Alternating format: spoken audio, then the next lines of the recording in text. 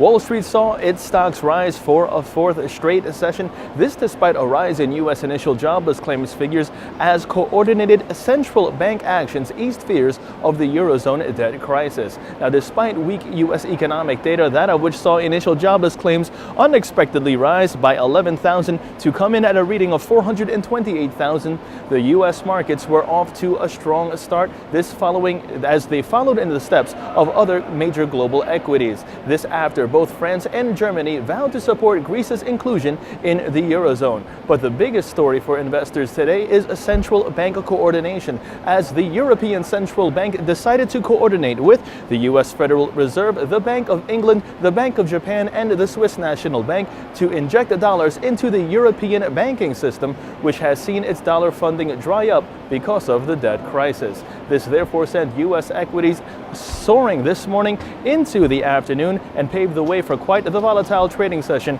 in which nearly 70% of the roughly 2.2 billion shares trading today at the New York Stock Exchange were in positive territory. Now, taking a quick look to see how the Dow Jones has closed out today's trading session, the Dow is on the upside, 186.45 points to settle in at 11,433.18. Now, in a breakdown of today's major market movers, we first begin with shares of Morgan Stanley, which rose by more than 6% intraday. This as its chairman, John Mack, announced that he will indeed step down as chairman of the company and leave the board of directors by the end of 2011. UBS shares dropping by more than 11.5% today. This on news that a rogue trader caused an estimated $2.1 billion US loss. A 31-year-old man was arrested by London police today in connection with the case. And shares of Netflix falling more than 18.5% intraday. This after announcing that it was indeed lowering its third quarter domestic subscriber estimates.